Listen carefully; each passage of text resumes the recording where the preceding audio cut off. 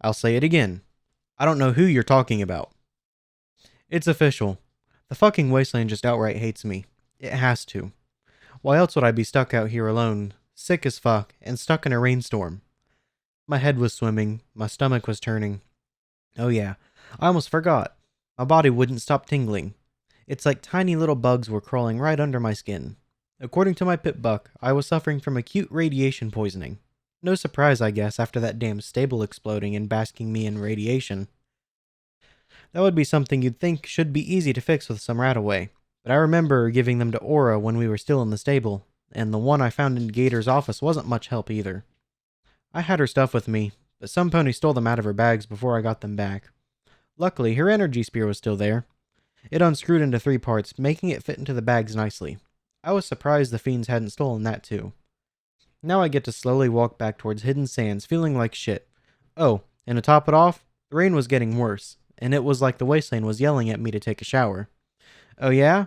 Well, fuck you, wasteland. I don't give a shit. I'll show you. At least the rain was slowly cleaning the dried blood from the stable off my duster. I felt horrible. Every so often I had to stop and dry heave. The churning in my stomach was gradually getting worse as I tried to not soil myself. Eventually, however, nature took its course. Thank the goddesses it was raining. I didn't know how much longer I could go on. Every muscle in my body ached like they had been taken and hit repeatedly with a meat tenderizer. Even worse is that even though the rain was cool, I still felt hot. Every breath felt like hot steam as it escaped my muzzle. I stopped walking and sat down, wiping my wet mane out of my eyes so I could look down at my pitbuck's map. I still had a way to go, it seemed, and the night was still young. I looked around at the dilapidated buildings. Most were just shells and didn't look like a good place to rest. One, however, was a large building right at the edge of the cluster of buildings that looked like it had held up nicely. Getting back to my hooves, I walked closer to it. There was a sign over the door that read F&F Tool Company Headquarters and Museum. Pulling my shotgun out, I walked up to the door and turned the knob, pushing the door open. So far so good. No pony was shooting at me as I walked in. I shut the door behind me, making it so dark that I couldn't see my own hoof in front of my face. I checked my EFS. There was a couple of red bars, but from the skittering noise coming from that direction, I was sure it was just a couple rad roaches. I turned my pip light on, illuminating the room with a soft glow. I saw a white line on my EFS. Keeping my shotgun raised, I said loudly, "Is any pony there?" The white line started moving and a metallic voice echoed from the other room. "Be right with you, madam. I do apologize for the inconvenience." Something flashed by the open door, then vanished on the other side. A moment later, I heard something buzzing, followed by a high-pitched squeak. Then the red marks vanished. The white mark on my EFS started moving again. A moment later, a robot floated through the door. It had 3 spider-like appendages, 3 eye things coming out of its round body, and a glowing talisman under its body, keeping it afloat. "Terribly sorry about the wait, madam. We had a small insect problem. And with so little help nowadays, they tend to slip by me from time to time. I take it you're here for the tour," it said in an accent I hadn't ever heard before. I lowered my shotgun. No. It was storming outside. I was just looking for shelter. The floating robot's legs or arms, whatever they were, drooped as if it was sad. "I see. Seems like no one ever comes for the tours anymore." "I'm sorry," I responded. "It's okay, madam. It's been 200 years and not a single pony has stopped by for the museum here," he said. I didn't think a robot could sound sad, but this thing really did sound like it was. No pony's been here ever since the mega spells went off? "Well, madam, not any pony of notice. There have been ruffians now and again, but this Mr. Handy still has a little spunk left in its old bolts. I've kept this place safe for many years now, in case some pony wanted to come in and take the tour," he replied. I looked at its metal arms. One had what looked like claws, and the other had what looked like the end to a magical energy pistol, and the last had a large buzzsaw. I could see a couple holes in its metal body, and some scorch marks on its finish. "It seems like you did a good job. My name's Shadowstar. I hope you don't mind me staying here until the storm passes."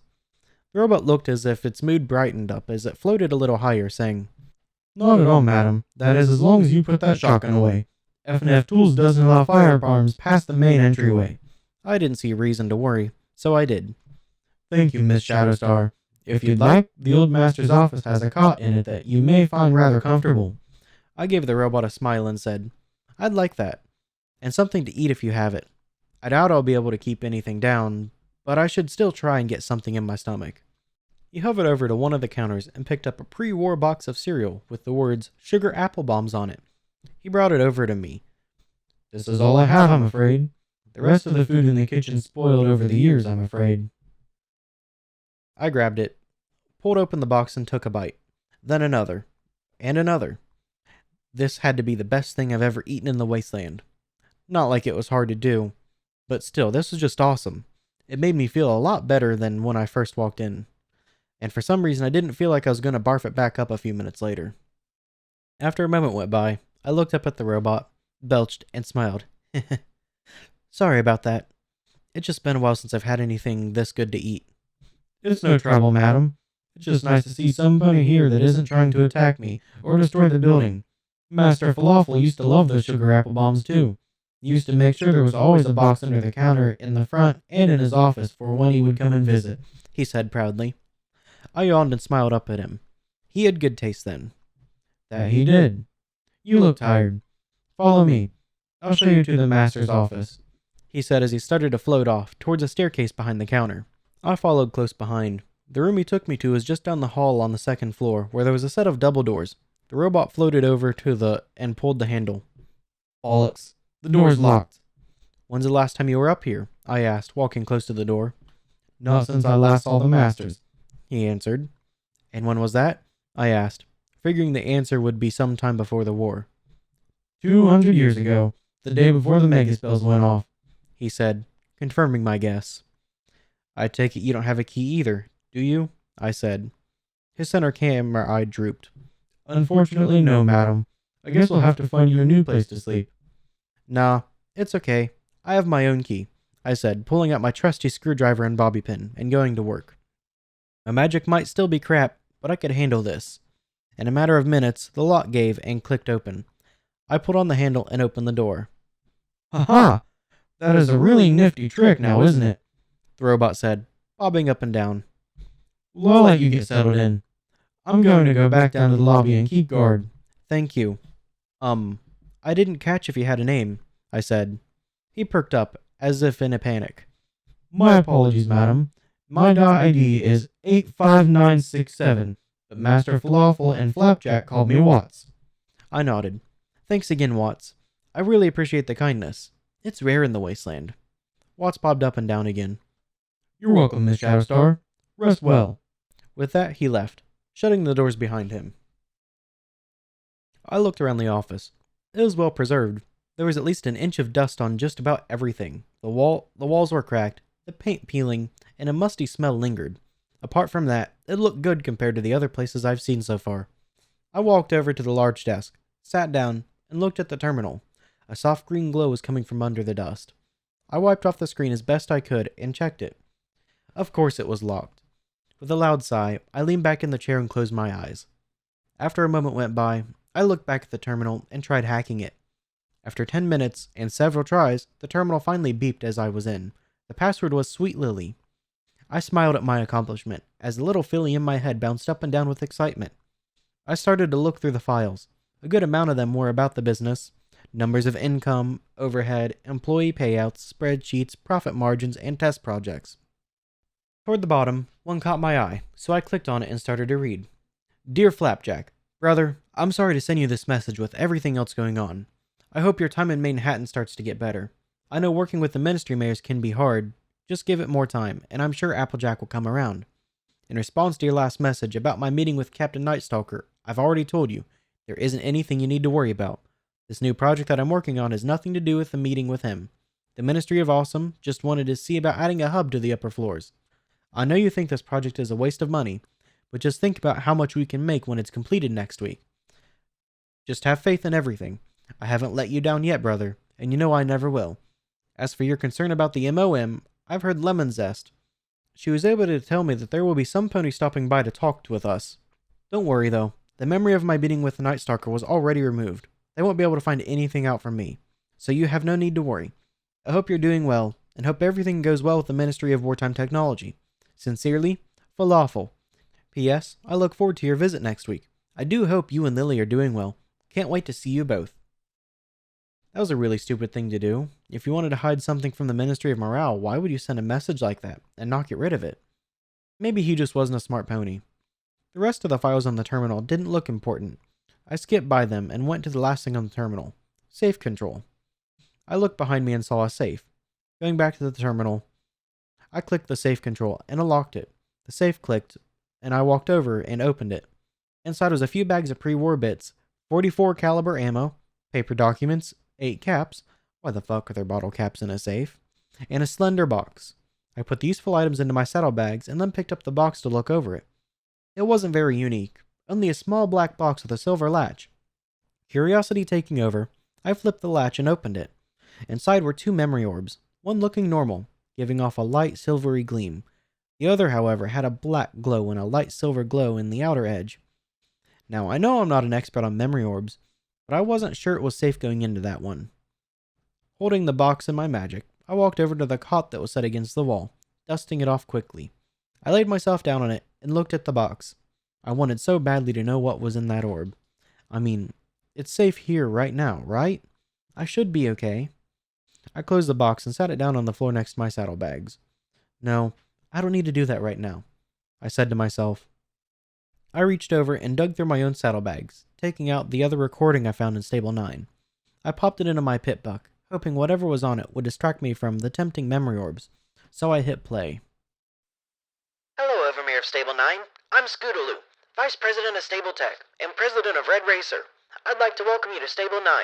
As you should know from the Overmare's manual you were given when you first entered, you'll know that your stable was made with one thing in mind: keeping animals that are crucial to the ecosystem safe in the event of a megaspell detonation. If you're listening to this, I guess that happened. And that probably means... Fuck, I don't want to think about that. Her voice was plagued with melancholy as she spoke. Anyway, Stable 9 was set up to be a refuge for ponies and animals alike. That's what it'll look like, at least for most of the stable. This next part is for only the ears of the Overmare and the heads of your 2 other departments. Stable 9 has another purpose. You should have a list of every animal that's been transported to the stable. It should be sorted in alphabetical order by species. All of them have traits that are essential to the ecosystem, from the small vampire fruit bat to the large ferocious manticore. The mission for you and the other 2 leaders of the stable is to experiment with the animals and find a new way to use their traits for the betterment of Equinity. Due to the nature of your work, you'll have to communicate regularly with the head of security and head of bioresearch. All 3 of you will be given a new model of Pip-Buck that Stable Tech will hopefully have finished by the time you need it. The Pip-Buck 3000 Mark II. It will look a lot like your standard Pip-Buck, with a few extra goodies. Scootaloo's voice stopped for a moment, then she spoke again, sounding as if she was talking away from the recorder. Do I really have to call them goodies, Apple Bloom? She asked some pony in the back room. Another voice echoed on the recording. It was distant, but I could hear a slight accent when she spoke. Of course you do. I put a lot of hard work into those. But it sounds stupid. Who cares anyway? Scootaloo said. You know what? Fine. Whatever. No, I'm not redoing the recording. I have over 100 more to do, and I don't want to keep redoing them. She cleared her throat, and then spoke in a professional voice again. So yeah, a few extra things that the rest of the Pip-Bucks won't have. Also, once put on, you can't get them off. Not without the help of a specialized Pip-Buck technician, or well, death. Just look at the manual. Anyway, so that's the mission you have for your stable. Good luck, and just do better than we did. Apple Bloom, I'm taking a break. Make Sweetie Belle do the next one. With that, the recording ended. So it wasn't just Cell who was fucked up in that place. It was the whole damn stable, I said to myself as I laid back on the cot, looking up at the cracked ceiling. Now what do I do? I was hoping the recording would keep my mind off the memory orbs, but all it did was depress me. Looking back down at the box, I started to wonder again. What could be in them?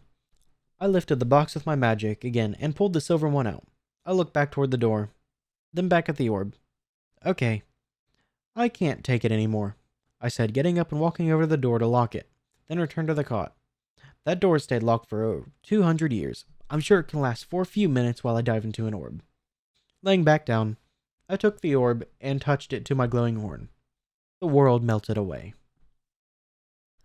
Okay, so thankfully this time I was in a mare. I really didn't like the feeling of being in a stallion. My host was a unicorn. She fit me rather well. She was walking through what looked like the front office of the F&F Tools, only a lot nicer. She had a little sway to her hips, and she was humming a little tune as she put the things away behind the desk. The door opened behind my host. She turned in, and in walked an Earth Pony Stallion. The green-coated stallion shook his head, droplets of water flying off his straw-collared mane. He looked over at my host and smiled. "Oh, good morning, sweet Lily. I didn't expect you to be here so early." My host smiled wide and spoke in a sweet voice. "Good morning, Falafel. I thought you were coming in around noon." A smile lit up his face. He made his way over to the counter, setting down the hat he was wearing. "I have a meeting later. I wanted to get in early today and get some work done, so I don't get too backed up after the meeting." "Why are you here so early? Is my brother in?" She giggled cutely, saying, "No, silly. You should know that he's still in Manhattan helping with the transition of the new research center." "He should have been back by now. I thought he'd be joining me for the meeting with Captain Nightstalker," Falafel said, giving her a quizzical look. My host gasped. "Oh yeah, he sent you a message on your terminal. I almost forgot. He said he won't be back till next week. Something about Ministry Mayor Applejack stopping by for an inspection." He sighed, putting a hoof to his head. "I should have figured he'd leave me to deal with this alone." "You could always reschedule," my host said. "I can get in touch with somebody and say you came down with something, or that you can't make the meeting today," she continued, walking over to a terminal and starting to type out a letter. "No need, Lily. I can't put this off. Plus, getting a hold of Captain isn't so easy. I'll just have to do this on my own, and hope for the best," he said, giving her a smile. She blushed. "Well, maybe I could help you prepare for your meeting. You said you have a couple hours, right?" Wow, she really likes him. Either that or something else in the room was doing things to her back there. I highly doubted it was the latter. He was blushing as well, running a hoof over his mane as he spoke sheepishly. "Well, I did have some paperwork to finish, but I guess I could put that off for now." She walked around the counter and kissed his nose. "It's not good to go into a meeting stressed out, sir." "Are you sure?" he asked. "I'm always sure," my host said, taking him by the hoof and leading him up toward the office I was in now. As she walked in, I saw the office looked just like it did now, only cleaner. My host led the stallion over the desk and pushed him against it. Her lips met his and the two kissed passionately. The next hour or so was extremely uncomfortable for me. The two of them used the desk and the floor like it was a bed, and went to town on each other. This was something I hadn't ever done before, and even though I was in another mirror, I could feel everything.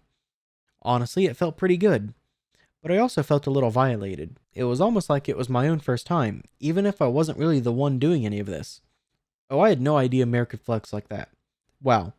Okay, so I'm going to do my best to ignore the rest of the playing around they were doing. Finally, they finished, laying on the floor, both breathing hard, sweat rolling off of their bodies. They held each other as they both looked up at the ceiling of Falafel's office. Falafel finally spoke after a little while. "Do you ever worry what would happen if we got caught, Lily?" My host's eyes wandered over to meet his, the small smile on her face slowly fading away. She nuzzled into him, speaking slowly. "I don't want to think about that. I just want to enjoy you while I can." He let out a deep sigh. "If Flapjack ever found out, I don't know what I'd do." "He'd be pissed. You two would fight. We would fight. He'd leave me. I don't think you two could handle something like that," Lily said. He sighed again. "I wish I would have met you before Flapjack did. Maybe things will be different." She smiled. "Daddy wouldn't have allowed it, though. He always liked Flapjack. You know how he feels about you." "I don't care what your father thinks. All I know is that I love you. All my brother wanted out of marrying you was the money your father could invest into the business," Falafel said. "You know there was more to it than that, and you love this business just as much as he does," she said. Falafel sighed softly. "That was true once. But nowadays I'm not so sure. We hardly make tools anymore. Since we partnered with the Ministry of Wartime Technology, we're focusing more on making armor and new parts for firearms. And don't get me started on what we have to help our Bronco with." "Everybody has to do their part to help with the war effort," she responded. He looked over at my host with a sad look in his eyes. "I know, and I still hate it. Sometimes I just wish I could go back to using my company to make tools to help farmers or carpenters, or even just the everyday stallion who builds things in his free time. I just want my old life back." She pulled him close and kissed him for a long moment. When she pulled away, she said softly, "We all do. but unfortunately we can't. So we have to work hard to make sure Equestria makes it through this. F&F Tool has its part to play, and with your leadership, I know we'll do great things. You're right. You can't blame a guy for dreaming, he said as he looked up toward a clock on the wall. His face went pale, and he jumped to his hoofs. Fuck. The captain is going to be here any minute. Quick, we have to get the office cleaned up before he shows up. The memory faded just after the two started rushing around, trying to clean up. I moaned, lifting my head, looking around the office. I could still hear the storm raging outside, the thunder cracking and rain falling. It was soothing for some reason. I looked over at the memory orb, slowly picking it up with a hoof. I wonder why you made a memory orb over that. It didn't seem like much happened apart from the affair. Then it hit me. Those two had fallen in love, but for some reason they couldn't be together. Maybe this memory was just something special to Falafel. I wonder what happened to them after this. I probably would never find out. Life was just unfair like that. Memory orb was like reading a book somewhere in the middle and never getting to see the beginning or the end. I sighed and went to roll off the cot when I noticed something wet in my nethers. I looked down and saw a wet stain between my legs. I groaned and rolled away. I really didn't think I'd enjoyed the memory that much. Trying to get my mind off everything, I decided to see what was on the radio. Lifting my pitbuck, I went to turn on DJ Pone 3. When I brought up the radio tab in the pitbuck, I saw two more stations had shown up. One was listed as Emergency Broadcast 6109, and the other, Radio New Pegasus. I thought it was interesting how my pitbuck knew what things were called, but by this point I was getting used to the pitbuck's features. I moved down the list, selected the third channel for DJ Pone 3. It was just finishing a song, then the DJ came on. Hello, my faithful listeners. That was the beautiful voice of Sweetie Belle, came the stallion's voice over the airwaves. He was talking about some of the local news from back east near Manhattan, then further away in Hoofington. And if you're traveling anywhere near Ponyville, be sure to steer clear of the old ghost town. I've been getting reports of slavers traveling near there. Those mixed with the raiders who've taken up there is more than a good reason to stay away. I listened for a bit longer, and was about to change it when the DJ said something that caught my ear. Now listeners, for those of you all the way out east, now I know I don't bring you much news, but earlier tonight something happened that caught my attention. For the past few years, the town of Fiends has been under the mountain where the abandoned Stable 9 was. Well, as of a few hours ago, the town has been destroyed, buried by the same mountain that held Stable 9. Now I know what you're all thinking.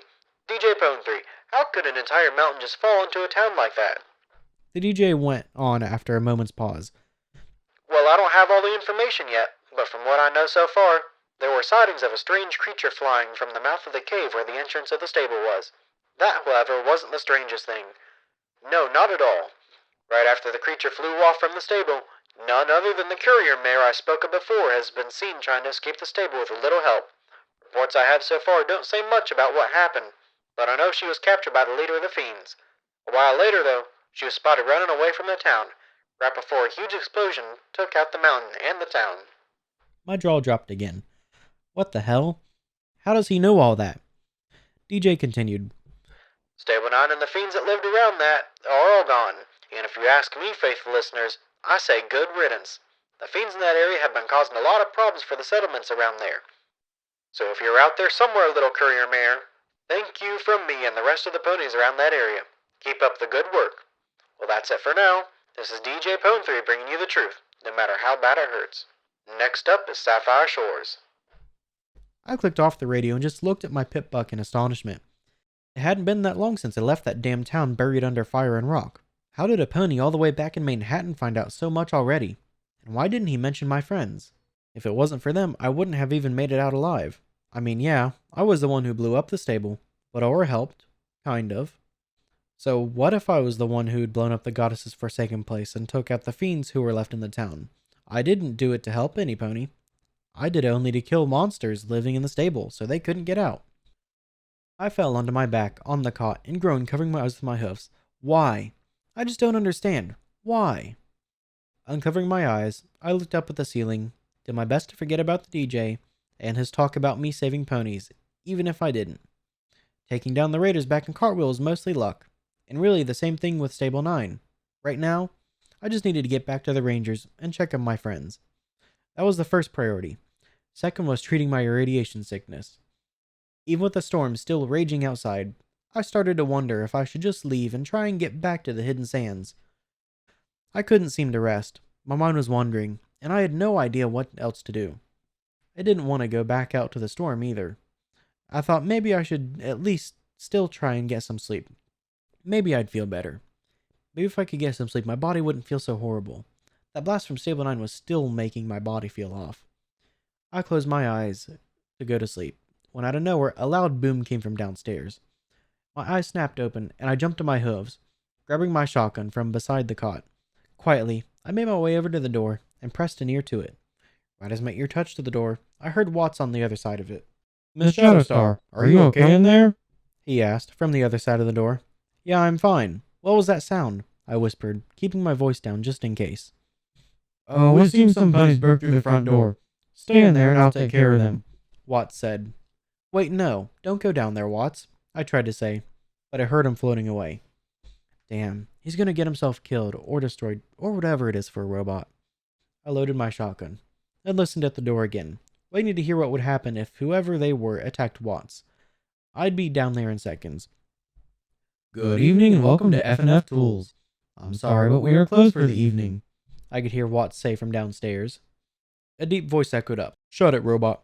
We're looking for some pony. We have a feeling she came this way. Watts apologized. Sorry, sir, but no pony has been in for quite a long time. I'll have to ask you to leave. Listen here, you deformed hunk of metal. We don't have time to be messing around, another voice said, followed by a loud bang. I heard something metallic hit the ground. Unlocking the door, I opened it slowly and started to sneak to the stairway. I went partway down, then peeked over the railing to see who'd broken into the lobby. I wasn't expecting what I saw. 3 Pegasi were standing in the lobby. The one who was close to the fallen robot had a shiny red coat and black mane, black combat armor covering his back and chest. The one next to him was a white mare with a short-cut pink mane. She was dressed just like the red stallion. The third was well, I couldn't tell if it was a stallion or a mare, considering the fact that the pony was wearing black power armor. It was nothing like I'd ever seen before. It had a buggy look to it. It also looked lighter than what the Steel Rangers wore. The visor over the eyes reminded me of a bug. The armor itself was like a carapace, and its tail ended in a sharp, glowing stinger. Oh yeah, all 3 were Pegasi. Take a look around. We need to find her. If she's been traveling with him, she might know where he's gone. Remember not to shoot her, even if she shoots at you. If she's dead, she can't tell us where he is. Try to be as peaceful as possible, even if she is a savage, The pony in power armor said. Got it. Don't shoot the savage, the other stallion said cooperatively. I guess the pony in the power armor is a stallion too. At least it sounded like it. Who is this mysterious he they're looking for? Could they mean Stardust? It could be, but I had no way of knowing. As far as I knew, I had no way out of here, so I'd either have to try and shoot my way past them, or hope I could hide in the office. Neither option sounded too good to me. On my EFS, they showed up white, so for the moment, they weren't hostile. If I was lucky, maybe I could talk my way out of this. Auntie always said I had a way with words. I kept my head down and praying to Celestia for this to work. I said loudly, Hey, that robot you shot was a friend of mine. Didn't any pony ever teach you that it's rude to barge in and break some pony stuff? I heard 2 of the ponies jump. A hum started coming from their direction. It must have been their weapons warming to fire up. The pony in the power armor replied, looking around the room for the source of my voice. Don't fire. It looks like our prey found us. Yes, sir, both said quickly. So I guess he was a stallion. Good to know. Still searching for my position, he asked. Are you the mayor who took down the town near the stable just north of here? I might be. Who's asking? I asked, slowly moving down toward the bottom of the stairs. Sergeant Winterfrost. The 2 with me are Windstorm and Nimbus. We are looking for an escaped prisoner. Reports say who's in the company of a pony known as the Courier Mirror. He answered. I peeked around the corner, checking on their positions. The 2 in combat armor were still looking toward where I was. The one in armor, Winterfrost, was looking around toward the ceiling, with his head moving around slowly. I wonder what he's looking for. I turned my head to project my voice upward toward the top of the stairs. I've been called that by DJ Pone 3, but I don't know anything about a prisoner. His name is Stardust. He escaped from our facility, and we're here to bring him back, Winterfrost said, his voice calm and steady. They were looking for Stardust. What was this about him escaping from a facility? I wondered if they meant the stable he was from, Or maybe it was a kind of prison. I still don't know much about him, but I couldn't see him being an escaped prisoner. What facility are you talking about? And why should I tell you if I know this Stardust? I asked. He's a deranged pony who's a wanted fugitive. That's all you need to know, He replied, sounding as if he was getting more annoyed with me by the second. Well, I don't know a pony by that name, so I can't help you, I said. Maybe I'll get lucky and they'll fall for the lie and leave me be. I heard their guns starting to hum as Winterfrost spoke. Listen here, courier. You were spotted with a Pegasus just a few hours ago. Don't lie to us. We need to find him and take him back where he belongs. Okay, this was getting annoying. I'll say it again. I don't know who you're talking about.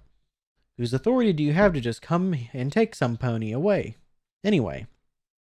The authority of the Grand Pegasus Enclave, that's who. All Pegasi in Equestria are under our directive. This Pegasus is a criminal, and he has to pay for his crimes. If you don't tell us where he is, you'll be taken prisoner and interrogated until you disclose his location. Winterfrost said with a hint of annoyance. Yeah, that's not happening. Try again next week. Maybe I'll have a clue who you're talking about then, I said, peeking around the corner once again. The stallion Windstorm moved closer to the stairs, the end of his guns glowing pink. You want to do this the hard way? Fine with me. Go get her, Winterfrost said. Yes, sir. They both said again. As they did, Windstorm moved closer and was about to go up the stairs.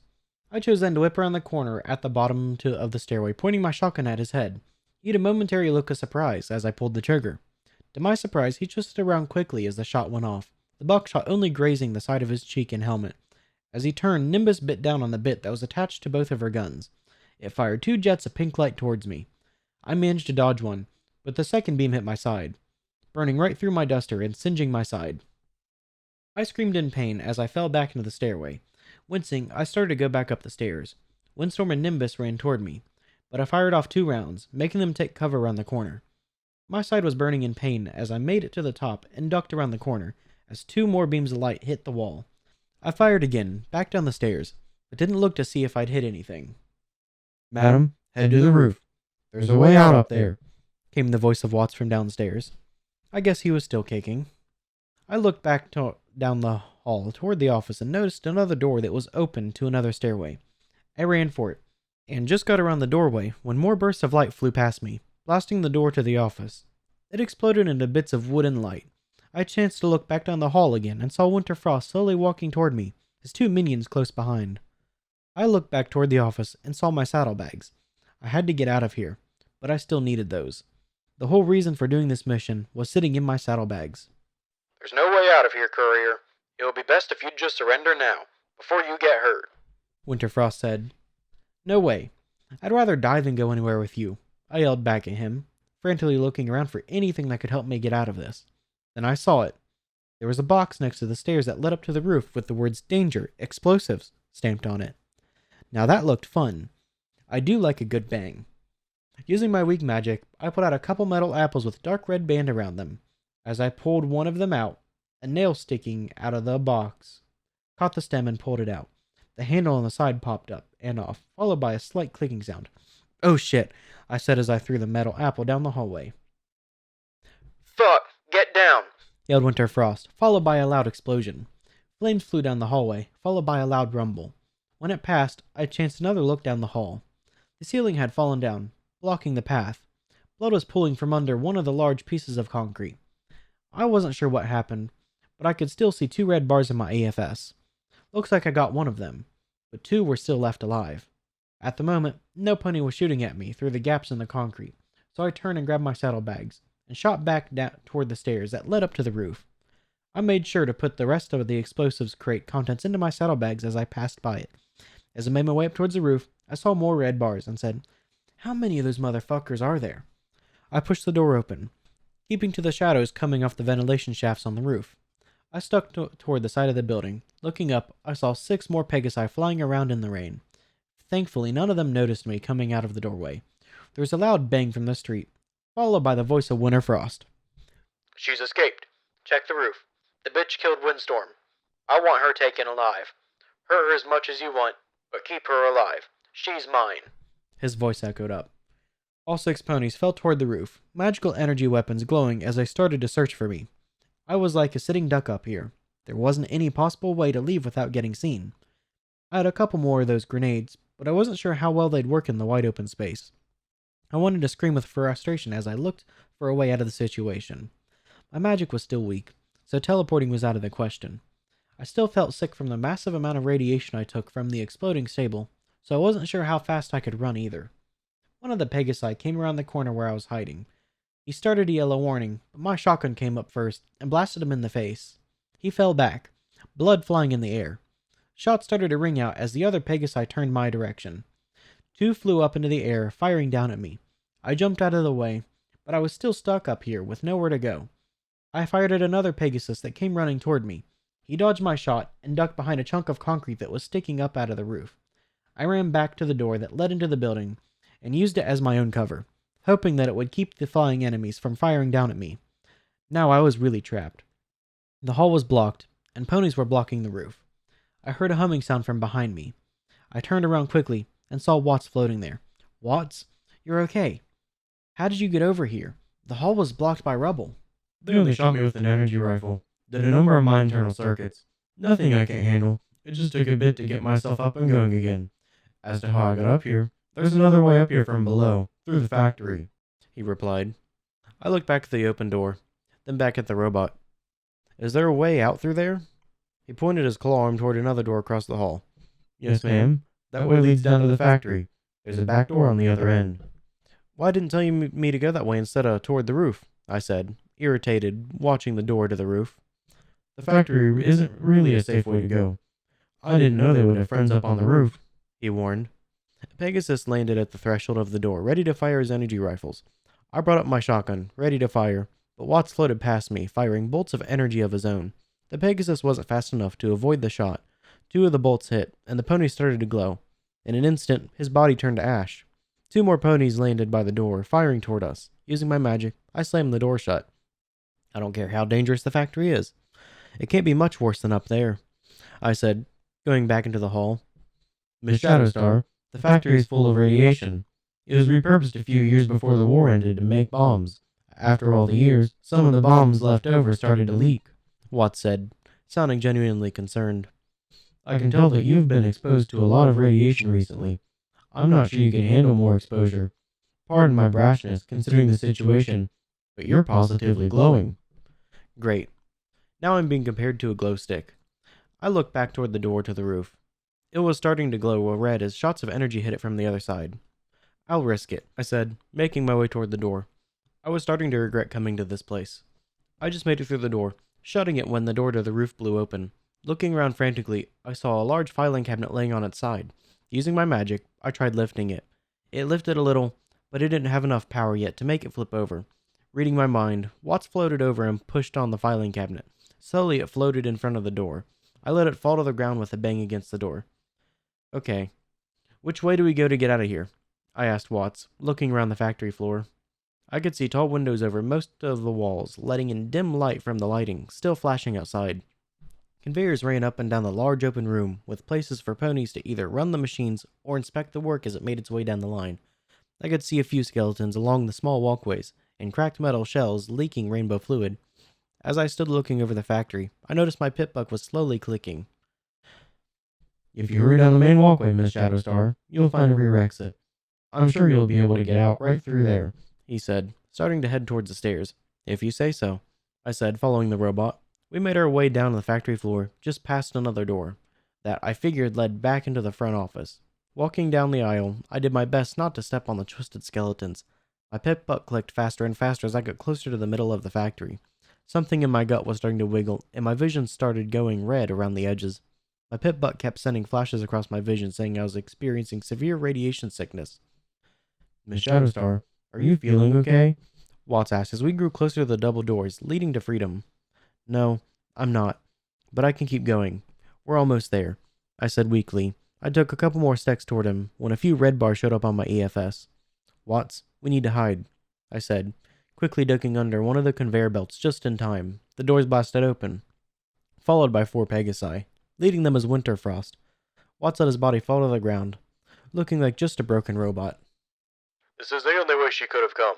Find her, Winterfrost said. Sir? Can't you locate her on your EFS? One of them asked. Something in this place is interfering with it. Start looking. She's here. I know it, he said, starting to walk down the main aisle. So he did have an EFS in that helmet. I was wondering about that. I wonder why it didn't work, though. Mine was working just fine. Maybe it had something to do with my pit buck, or maybe it was just made better than his power armor. Keeping to the shadows, I slowly holstered my shotgun, then pulled out Aura's energy spear. If I shot anything in here, they'd hear it right away, and I'd be screwed. Stealth is what I needed right now. I slowly made my way over to Watts and whispered, "Stay here, and don't move unless you have to. I have a plan." In response, he moved one of his camera eyes up and down. Winterfrost was the biggest threat to me right now, but his power armor looked like it could block an attack from the spear, so I kept close to the ground and continued on toward a blue Pegasus a couple aisles down from me. Holding the energy spear in my magic, I moved behind him as he looked under one of the other conveyor belts.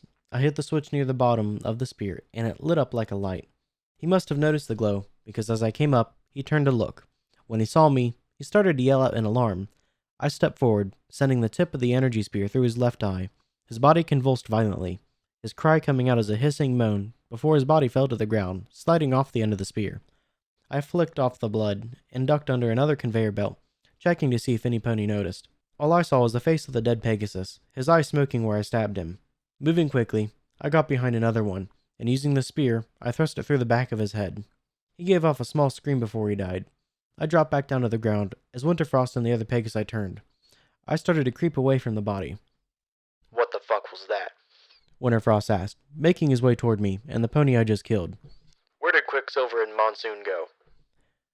I found Monsoon, boss. He's dead, the mayor said. Some pony got him with an energy spear or lance. There's a smoking hole in his eye. Winterfrost started looking around. Looks like I was right. Our friend is still in here, he said, as he put a hoof up to his helmet. Send more ponies down to the factory. Cover the entrances. I don't want her to escape. Okay. Well, now I'm fucked, I whispered to myself, trying my best to make my way around the mare who was walking toward where I killed the last pony.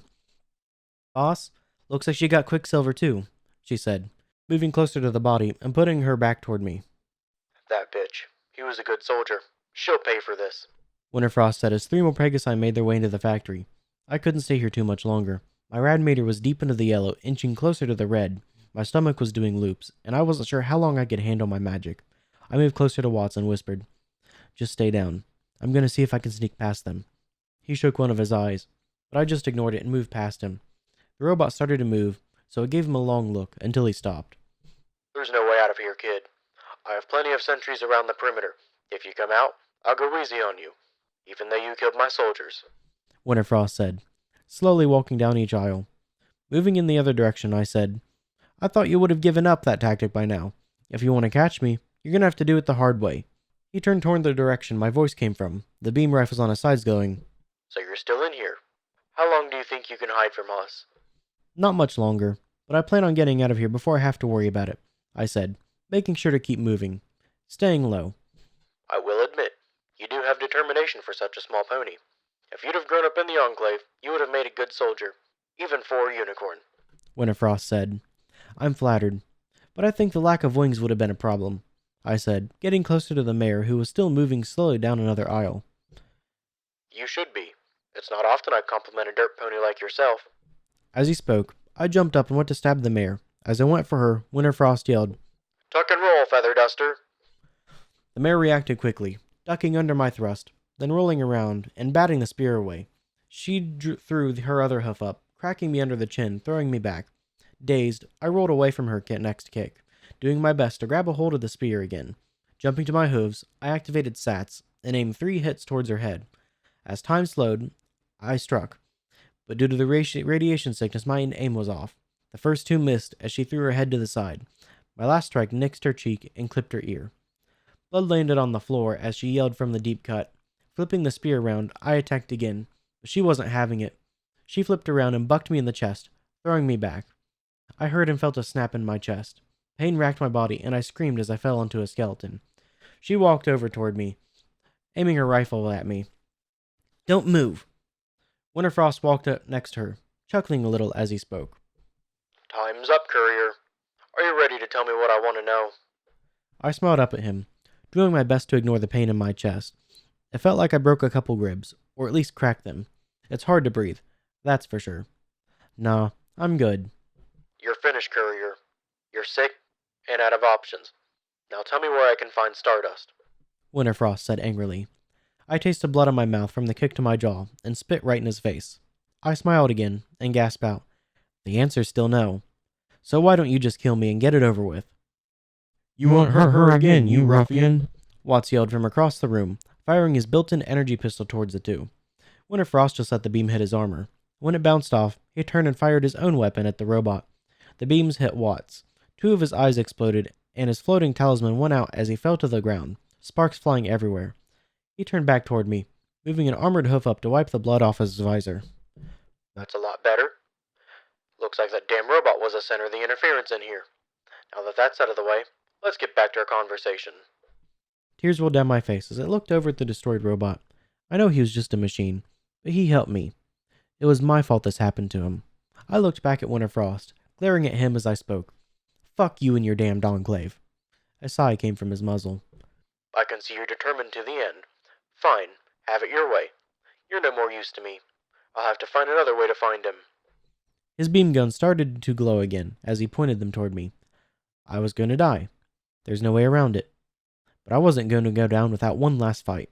Using what little magic I had, I took a hold of the energy spear, activated Sats, and aimed 2 hits towards Winterfrost's head. Both attacks missed, but as I sat there in the peaceful world of Sats, something moved in my peripheral vision, moving faster than any pony should be able to while the spell matrix was active. A pony in a long trench coat and desperado cowpony hat landed among the ponies who were starting to come in from the exit to the factory. I couldn't tell what color his coat was, because he was wrapped in bandages, keeping his face hidden, his eyes shadowed by the hat's brim. He pulled out a long-barreled revolver, and in quick succession, he fired off 6 rounds, killing all the ponies who had slowly been coming through. As the spell matrix started to fade, he jumped over the falling bodies, reloading his revolver as he moved. He landed next to the mare, just as the spell finished, and timed it back to normal. "What the fuck?" was all she got out, before the mysterious pony apple-bucked her in the jaw, sending her flying through the air. As she flew backward, he lifted his revolver and fired. The bullet punched a hole in her chest. She was dead before she hit the ground. Winterfrost flipped around and fired at the mysterious pony. He, however, dodged to one side, the beams missing him by inches. The mysterious pony rolled on the ground, stopping next to me, his revolver trained on Winterfrost's head. Winterfrost glared at him from inside the power armor. Who the fuck are you? Do you realize who you just attacked? The pony spoke, his voice tinny and deep, like he himself was in power armor. No, Pony, really. Just a wanderer. Tell me, why is the Enclave trying to kill a small mare like this? Did she do something to earn the wrath of the Enclave? She has information we need, and it's none of your concern. Winterfrost replied. The mysterious pony looked around at the dead Pegasi. Looks like it is now. I suggest you leave Sergeant Winterfrost before you find yourself in the same situation as your friends. In response, Winterfrost only laughed, then fired his weapons again. The mysterious pony grabbed hold of me, jumping high, landing on the other side of a pile of inactive bombshells. As he landed, I saw bandaged wings folding under his coat. Setting me down carefully, he picked up the energy spear and placed it next to me, as he turned back towards Winterfrost. You're fast for a dirt pony. I'll give you that. I'm also surprised you know who I am. Too bad I don't have time to find out how you know so much. Unfortunately, I'm running out of time. For your crime of killing soldiers of the Enclave, I sentence you to death. Winterfrost said, firing another blast of magical energy toward the pony. Like before, he dodged it, then fired back at the armored stallion. The bullet bit through the leg of Winterfrost's armor, and he howled in pain as the leg gave out. The mysterious pony fired twice more, disconnecting the wires that ran from the sides of the power armor to the twin energy rifles. I'll say it again, Sergeant. Leave here now before it's too late. I really don't want to kill another Enclave soldier if I don't have to, but I will if you try and attack this young mare or me again. The mysterious pony said. Winterfrost lifted himself back up, his right foreleg shaking violently, as he... You bastard. I'll make sure you pay for this. But I know when I'm beat. He looked over at me. We'll meet again, courier. Count on it. And when we do, Stardust won't be the only one I'm after. I wanted to say something witty and sarcastic back to him, like Stardust probably would have, but all I could do was cough and give a weak, bloody smile. Winterfrost flapped his wings and flew out of the open door, vanishing into the storm that still raged outside. "Hope you get struck by lightning, you son of a bitch," I said to myself. hoping my wish would come true. When that was done, the mysterious pony turned around again, holstering his revolver, and walked back toward me. Who are you? I asked as he knelt down, pulling a healing potion and a couple of rataways out from his pockets. He looked down at me, his eyes still covered by the shadow of his desperado hat, and he spoke, still with his voice tinny and deep. No, Pony. Just a stranger who saw a pony in need. Now drink this. Your radiation levels are dangerous high, and you have a couple of broken ribs. The potions will help, but you'll still need to see a doctor. I drank the potions, feeling their effects almost instantly. Thanks for the help. You should call your Steel Ranger friends for help. They have a patrol not far from here. You should be able to reach them with your broadcaster, He said, turning to leave. Wait a minute. He stopped and looked back at me as I continued. At least tell me your name and why a Pegasus would kill his own kind. The bandages around his lips rose as if he were smiling. Not yet, Shadow. Stay safe, and watch who you make friends with. It could get you killed. Before I could ask him what he meant, there was a flash of light, and he was gone. I looked around for a moment, confused at what he said. What the fuck was that about? Miss Shadow? The mechanical voice of Watts echoed from behind me. I turned and saw his remaining eye lifted as he was looking over at me. Watts? You're still alive? In a small sense, I suppose. The more important question is, are you okay? He said, moving one of his spidery limbs, dragging himself toward me. I walked over to him slowly, my body still hurting, when I reached him and knelt down. Don't waste any more of your energy. His eye looked up at me, and he said, with a crackle in his voice, Do you think Master Falafel would be proud of me? Holding back a tear, I said, Very proud, Watts. Just rest for now. I'll see if we can get you fixed. Good idea, Miss Shadowstar. I'll do that. His eye fell forward, the body going limp. I wasn't sure if he was gone, or just powered down. Not caring, I lifted the robot in my weak magic and Or's energy spear, then started to make my way out of the factory. When I made it out, I checked the sky quickly for any sign of the Enclave. Apart from the rain still falling, I couldn't see any sign of them. Remembering what the pony told me, I lifted my pit buck and checked the broadcaster. I saw a couple channels showing up. One was just a jumble of letters. The other was military 6BT67J. Hoping I was right, I clicked the latter and ignored the former. I had no idea how this worked, so I just started to speak. This is a courier Shadowstar of Equestrian Express. I'm alone and in need of help. If any Steel Rangers are in the area of the old F&F tool factory, please come help. When I finished, I saw an icon that said, Set to repeat. I clicked it, then dropped the menu, hoping it would work. Looking around, I saw one of the dilapidated buildings that still had a little bit of roof left on it. I made my way over to it, climbing through a hole in the side, and sat under the roof against one of the walls, setting Watts next to me. I lifted the spear and looked it over again. I was amazed at how well it was crafted. Whoever Aura got this from, they took time and put a lot of work into it. With a sigh, I folded the spear up and stuck it in the saddlebags. I closed my eyes and tried to ignore the pain that still ran through my body. The potions helped, but I still felt sick, and my chest hurt with each breath I took. I really hope I wouldn't have to wait too long for some pony to come find me. As I waited there, I started to think about that mysterious pony who came to help me. Why would he hide who he was like that? Was he trying to keep his identity secret from the Enclave, or from me? I know I saw wings under the trench coat, but he also just vanished like a pony who teleported. He was definitely a good fighter, and scary fast. I guess I'm lucky he was on my side, or at least he acted like he was. If he hadn't been, there's no way I could have taken him on. A little bit of time went by. The rain started to slow down, giving the sound of silence to the dark night. As I sat there, just looking out toward the cloudy sky, a light glistened on the road. I tucked my head behind the wall, listening for whoever was out there. I could see 4 white bars on my AFS, but that didn't mean they were friendly. Only not hostile at the moment. Paladin Stalk? That looks like the place, the voice said from across the road. The transmission said she would be here. Scribe has on Night Jasper. Go check it out. Another voice said, followed by 2 voices saying, Yes, sir. I peeked around the corner and saw 3 ponies in power armor and a unicorn mare in a uniform. Picking up Watts and the saddlebags, I limped out of the building across from F&F Tools shouting, I'm right here. The 3 in power armor turned quickly, 2 aiming rocket launchers at me. The one who wasn't was a huge pony in dark gray armor. With a strict firmness, he said, Identify yourself. I'm Shadowstar. I sent the distress call. I assume you're the patrol sent from the Steel Rangers, I said. Sir, she matches the description given by the Elder, the mayor in the uniform said. The larger pony looked at the other two in power armor. Lower your weapons. She's the one we're looking for, he said, then started walking toward me. Shadowstar, I'm Paladin Celery Stalk. We received your transmission. We were out here looking for you anyway. Your friends made it back to the bunker safe and sound. Elder Appleslice asked us to go look for you. I slumped as exhaustion overtook me. Watts and his saddlebags falling to the ground. The mayor ran over to me, starting to look me over. You don't look so well, Miss Star. Tell me what's wrong, and where it hurts. You'll have to wait to look over her, Scribe Hazel. That Talon company we saw can't be far behind. I'm sure they picked up the transmission, too. Paladin Stalk said, looking back at his two knights. You two keep your eyes up to the sky. Scribe Hazel, you have to look her over while we travel. Shadow, are you okay to walk? I looked over at him and tried to stand, but my legs wouldn't move. I'm sorry. I don't think I can go on. My body's taken too much, and I've been suffering from radiation poisoning. Then you have to get right on my back, he said, turning again. Scribe Hazel, follow along the side of me and try to look her over while we move. Yes, sir, she said, with a weird salute to her chest.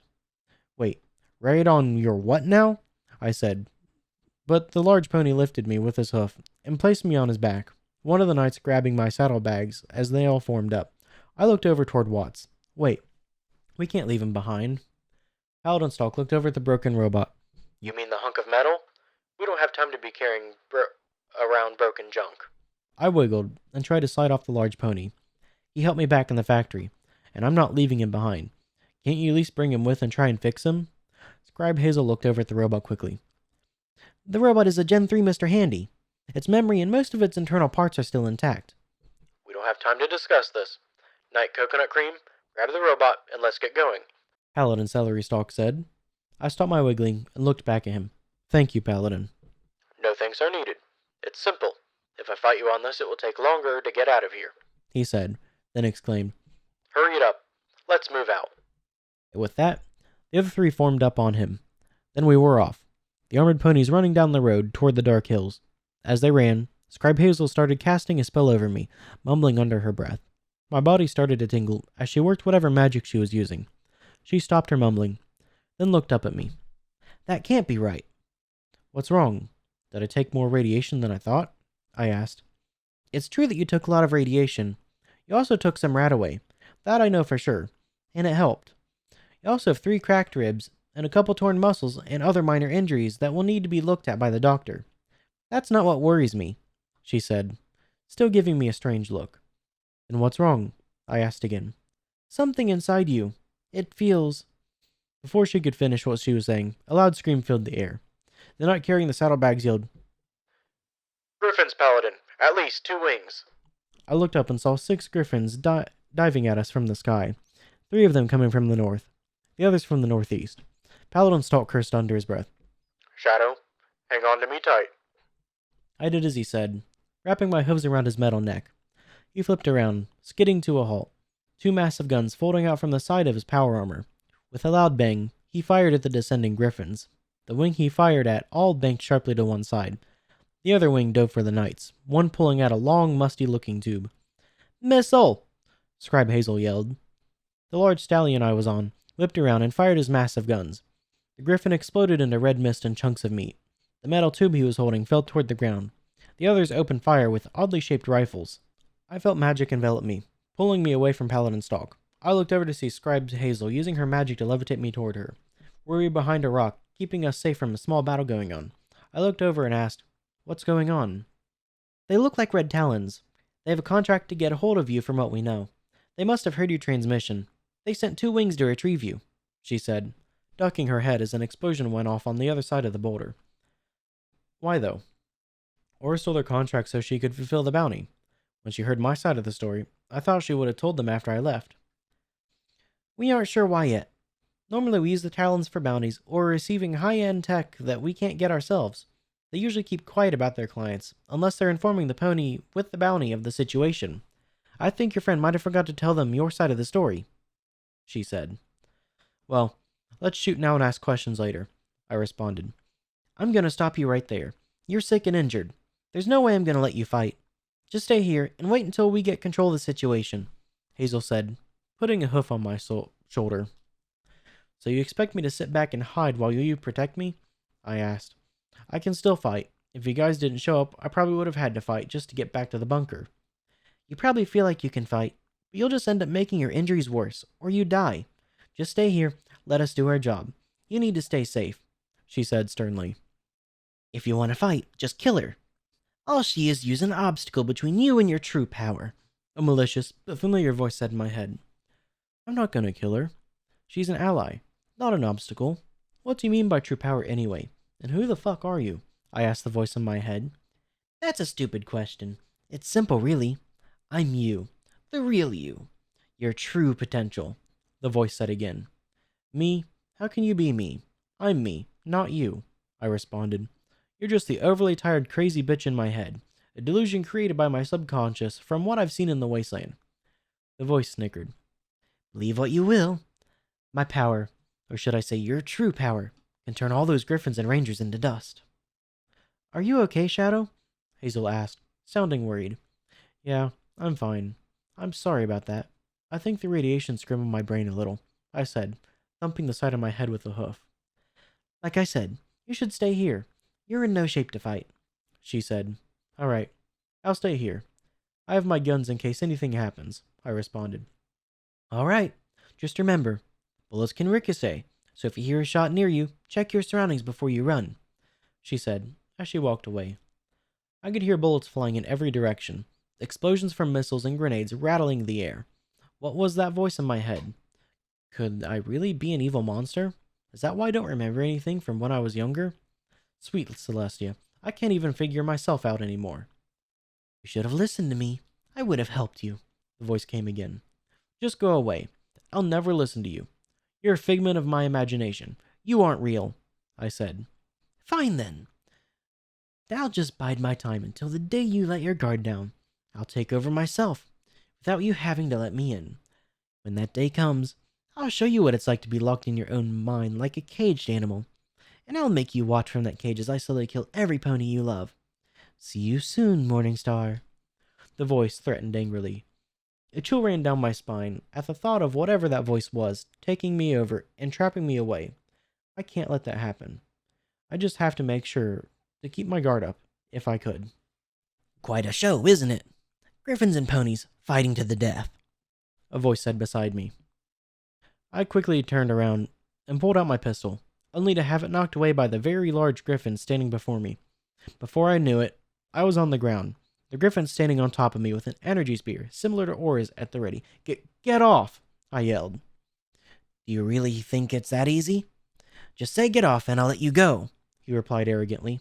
It was worth a shot, I struggled to get out, as he pressed down harder on my chest, his talons piercing my skin. Unfortunately for you, we don't need you alive anymore. The one who put the bounty on you said all she needs is that pip buck off your foreleg. So now I get to enjoy the pleasure of killing you, he said, punching harder on his spear, readying himself. I could feel a stirring in the pit of my stomach when he said that. I don't know if it was my organs mutating from the radiation or the fact I was about to die. It was even getting harder to breathe. Then I remembered that he was practically crushing me with his talons. Right as he started to come down with his spear, I blacked out. I was suddenly in an endless white void, surrounded by nothingness. It felt cold, but hot at the same time. Breathing felt more like something I could choose to do rather than something I needed to do. Even though I could feel the sensation of hot or cold, I couldn't feel my body. It was like I was just a spirit, wandering in an endless expanse of nothingness. Am I dead? I thought to myself. Not yet, but you will be soon, the voice from before said. I turned. At least I think I did. I saw the same red eyes from my dream the night before. Who are you? I asked, my voice coming out as a whisper instead of the scream I'd intended. Before my eyes, a pony appeared in front of me. She had a silvery white coat, dark red eyes, a sharpened horn, and a black mane styled a lot like my own. Instead of a normal cutie mark on her flanks, she had a dark sky with moving stars. She grinned at me and said in that same voice, It's nice to finally meet you face to face, Morningstar. That's not my name. I'm Shadowstar, I said, trying to look away from her, but failing. Her grin only widened, That may be true now, but not always. Who are you anyway? And where are we? I asked. She looked around the white nothingness. I'm not sure. Your mind is the one making this. If you wanted, you could be anywhere. Think of this place like a dream. Only you can control more of what's going on around you. As for who I am, well, that's a tricky question to answer. Let's just say for now that I am another part of you, Shadow Star. So, what do I call you then? I asked, thinking about what she just said. Taking a moment, I imagined my body, and a second later, it was there. And I felt more like myself again. The nothingness around us changed, and now we were in the atrium of Stable 28. Ah, there you go. You're starting to understand how this world works. As for my name, that's also something I can't explain to you. Since you chose not to call yourself by your true name, then I'll take it. Call me Morning Star, she said, slowly walking around the atrium, looking around. I never much liked it here. Why did you pick this dull place? I'm not sure. I guess because it reminds me of better times, I said, making sure to keep my eyes on her. Why take the name Morning Star if that was my name? That isn't important right now, Shadow. What really matters is you are about to die. You're weak right now, and your magic is, well, cute, but not strong. You're gonna need my help if you want to survive, she said, turning and walking toward me again. I think I'd rather die than take your help, I said, anger bubbling to the front of my mind. The scene changed around us, putting us in the raider camp. She sighed and moved, getting face to face with me. Listen to me.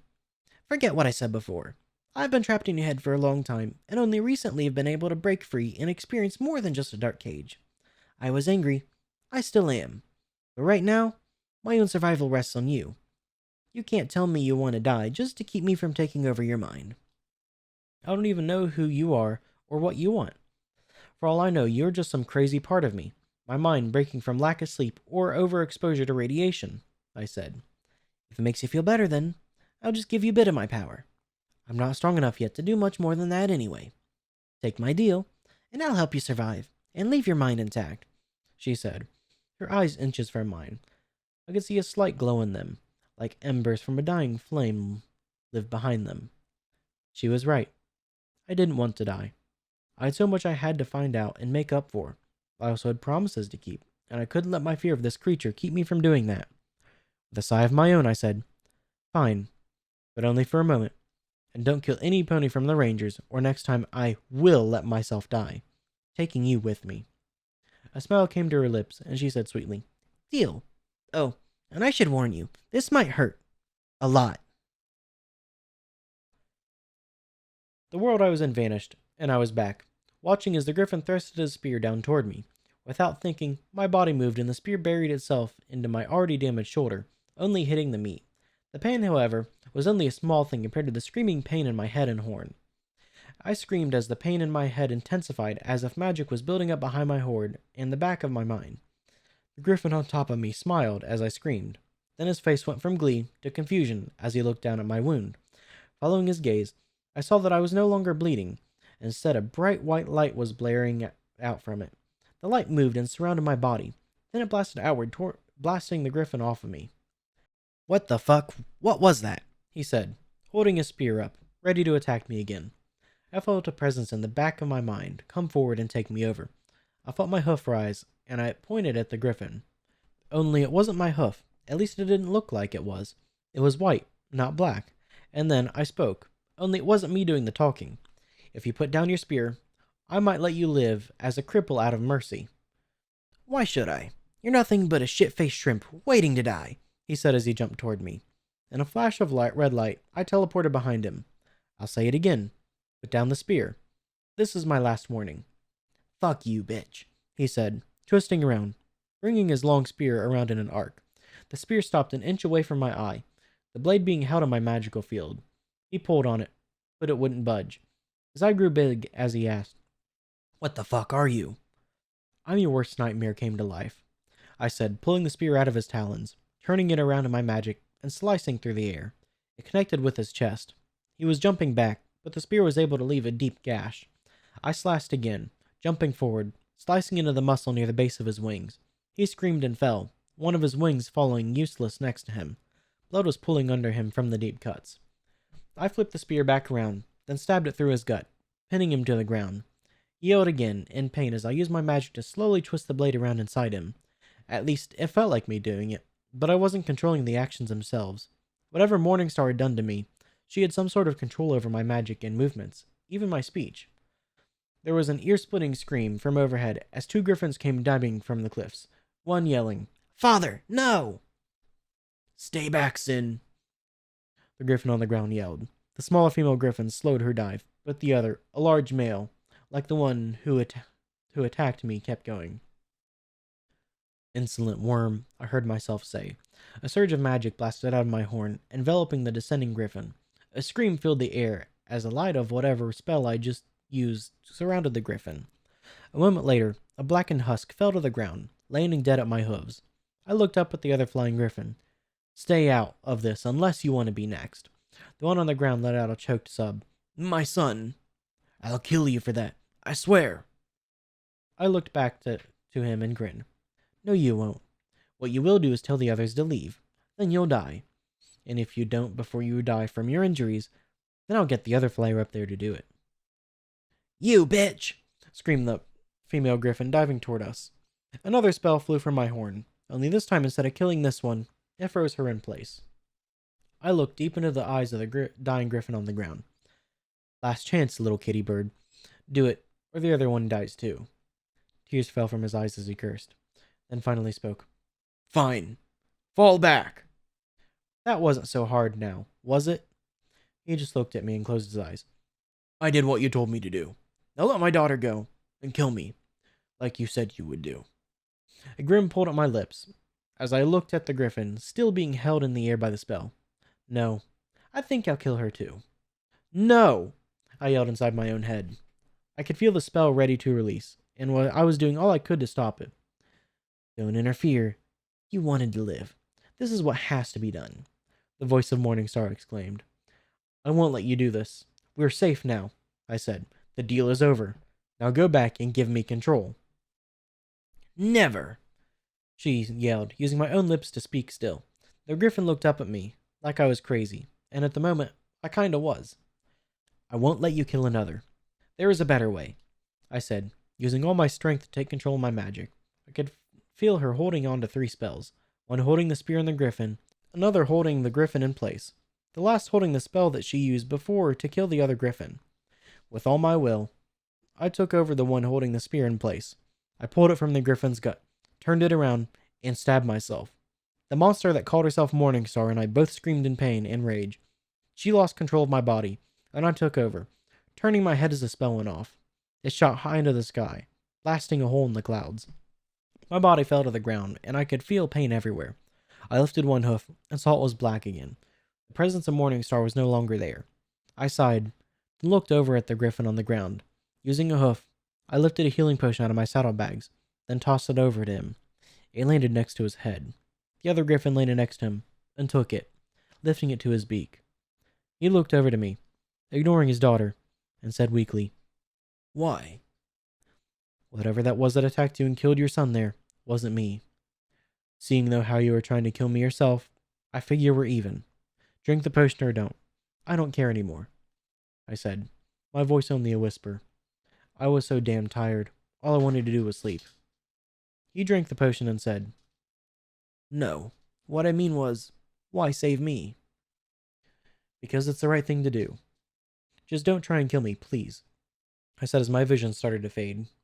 There was a sound of the Steel Rangers walking up behind the Paladin, and Paladin Stalk said in his deep voice, "Your friends just took off. 2 of your comrades are dead. I suggest you leave here before you join them." The griffin stood weakly. "Our fight here is done. I can see that. But before I go, answer me one thing if you would." "She won't be doing anything like that. She's badly hurt and in need of medical attention," Scribe Hazel said, walking over and looking down at me.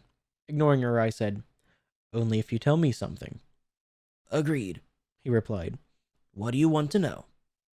"Why did you take the contract from the Overmare?" I asked. A smile came to his face as he said, "We have a code in the Talons. Red Talons will only take a contract for a bounty if the pony the bounty is on is deserving of it. You broke into her stable, stole that pit book from her safe, then left with the files that could put the stable in danger. My question is to you. Why are you surprised that we came after you stole something from a stable? You should have known there would be repercussions. I could only laugh, then moan in pain. Scribe Hazel put a hoof on my side, then said, "Don't move. It's okay." Then she looked back at the griffin. "The information you have on Shadowstar is wrong. I'd give you a better account of what really happened, but there isn't time. Send an emissary to the bunker tomorrow, and we'll have a full report of the truth ready for you. For now, we need to get her out of here and make sure she doesn't die. Can you put off your contract till then?" The griffin looked over at the dead body of his son, then back at us, and nodded. "I can for now. But I'll be expecting payment for the loss of my griffins and my son. Agreed?" Agreed. The paladin said as he walked up to the griffin. I was lost at this point. Or maybe it was a loss of blood. I could see a lot of it on the ground next to me. What I did to myself was stupid, but it seemed like the only thing I could do at the time. I looked up at Hazel and smiled. "Thanks for helping me. But I think I'm going to sleep now. I'm so tired." "Shadow, you can't go to sleep. You've lost a lot of blood. If you do, you might not wake up," she said, looking worried, and fishing in her saddlebags for a healing potion. In response, I just let out a weak laugh and closed my eyes, the sounds around me slowly fading away. Footnote: Level up. New perk added. Lone Trotter, rank 1. Who needs friends anyway? When adventuring without a companion, you take 10% less damage, and carry weight is increased by 50. Quest perk added. Mysterious Pony. The mysterious pony has shown up to save the day. Who is he? Why does he help? Who cares? The mysterious pony will appear occasionally in sats to lend a hoof with deadly efficiency.